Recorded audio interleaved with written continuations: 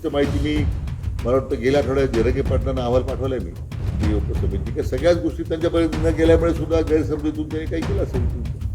आम्ही त्यांना पाठवली सगळी कार्यवाही काय होते, काय सुरू आहे, कशा पद्धतीने सुरू आहे. आता त्यांच्यानंतर मी त्यांच्याशी स्वतः बोलणार आहे परत की आणखीन त्यांच्या मनात काही शंका असतील तर. त्याचा तो काही संबंधच नाहीये. गोरगरिबांचा आशीर्वाद घेणं काय चुकीचं आहे. आणि त्यांना खूप संधी आली होती की मराठा समाजाला न्याय मिळवून द्यायचा, परंतु त्यांना काय आठवलंय ते म्हणतात ना, ते विनाशकाली विपरीत बुद्धीसारखं. स्वागतच केलेलं.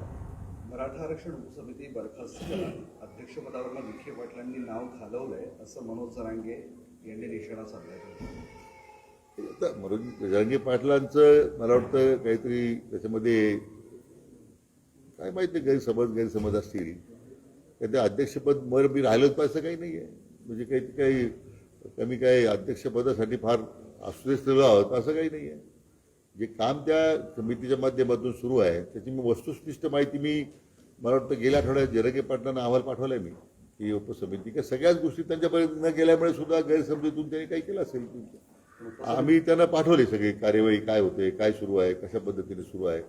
आता त्यांच्यानंतर मी त्यांच्याशी स्वतः बोलणार आहे परत की आणखीन त्यांच्या मनात काही शंका असतील तर. त्यांचं असं म्हणणं आहे की कामच होत नाही, त्यामुळे मग आता मराठा आणि कुणबी मंत्रालय स्थापन करा, त्याशिवाय पर्याय नाही. त्याची आवश्यकता नाही आहे. कारण शेवटी जी काही त्यांची मागणी होती हैदराबाद गॅजेटच्या अंमलबजावणीनंतर जवळजवळ 54,000च्या लोकांना दाखले दिले गेलेले आहेत. यापूर्वी समिती स्थापन होण्यापूर्वी जवळजवळ 2,36,000 दाखले दिलेले आहेत.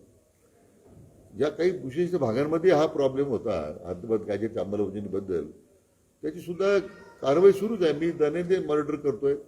मी उलट जरंगे पाटलांनाही विनंती केली होती. मागे आपल्याला म्हटलं होतं की त्या भागातील जे लोकप्रतिनिधी आहेत, आमदार आहेत, खासदार आहेत, त्यांच्यावर सुद्धा दबाव आणण्याची गरज आहे. त्यांनी सुद्धा त्यांच्या मतदारसंघामध्ये या दाखल्यासंदर्भात कारवाई किती शीघ्रगतीने व्हावी, लवकर व्हावी, कडक व्हावी अशा पद्धतीने त्यांची सुद्धा तेवढी जबाबदारी आहे ना. त्यांना फक्त निवडणुकीसाठी जरंगे पाटलांची मदत पाहिजे असेल तर ते चुकीचं आहे. त्यांनी सुद्धा या कामासाठी मी पाटलांनाही विनंती केली आहे की तुम्ही त्या लोकांनाही, त्या लोकप्रतिनिधींनाही थोडा आपण जरा अंकुश ठेवला पाहिजे. ते आम्ही सांगतोय. गेल्या आठवड्यामध्ये तुम्ही राधाकृष्ण विखे पाटील यांच्यावरती टीका केली होती, त्यामुळे राजकीय परिस्थितीचा फायदा घेण्यासाठी ते ही भेट वाटत नाही तुम्हाला त्यांची? नाही, हे बघा, कोण कोणाला कमजोर नसतं. ते कोणी कोणाची म्हणजे त्यांच्यावरती मी काही ऑब्जेक्शन घेतलंय उपसमितीच्या अध्यक्षावर म्हणून त्याचा राजकीय फायदा यांनी उचलायचा, इतके कमजोर ते पण नसतात. सगळे सक्षम असतात. भाजपच्या पद्धतीनं सक्षम आहे, शिवसेना त्यांच्या पद्धतीनं सक्षम आहे, राष्ट्रवादी त्यांच्या पद्धतीनं सक्षम आहे. जे तो त्याच्या पद्धतीनं सक्षम असतो. मी जे चुकीचं काम केलंय त्यावर बोललोय. विखे पाटलांवरती जो समाजानं विश्वास टाकला होता, म्हणजे डोळे झाकून विश्वास टाकणारा समाज म्हणजे मराठा. त्यांनी डोळे झाकून विश्वास टाकला होता विखे पाटील साहेबांवरती की मराठा समाजाचा माणूस आहे, मराठा समाजाला न्याय देणार. त्याच्या जातीवादीचा तो काही संबंधच नाहीये. गोरगरिबांचा आशीर्वाद घेणं काय चुकीचं आहे. आणि त्यांना खूप संधी आली होती की मराठा समाजाला न्याय मिळवून द्यायचा, परंतु त्यांना काय आठवलंय ते म्हणतात ना, ते विनाशकाली विपरीत बुद्धीसारखं. त्यांना काय आठवलं आम्हाला माहित नाही. करोडो मराठ्यांच्या लेकरांचे आशीर्वाद घ्यायचे, मायबाप गोरगरीब मराठ्यांच्या जनतेचे आशीर्वाद घ्यायचे आणि मोठं व्हायचं, पाठ थोपटून घ्यायची. ही खूप संधी. हे बघा, नशिबाने येत नाही. मंत्री कोणाला होता येतं, आमदार कोणी होतो, केव्हा पडतो. कोणी काय अमृत पिऊन आलेला नाहीये.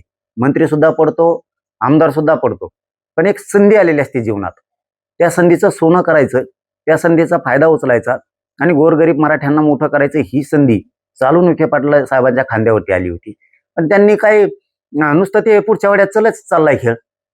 व्हॅलिडिटीचं काय चाललंय माहित नाही. अहो, यांना अधिकारीच मोजत नाहीत, अधिकारीच मोजत नाही त्यांना.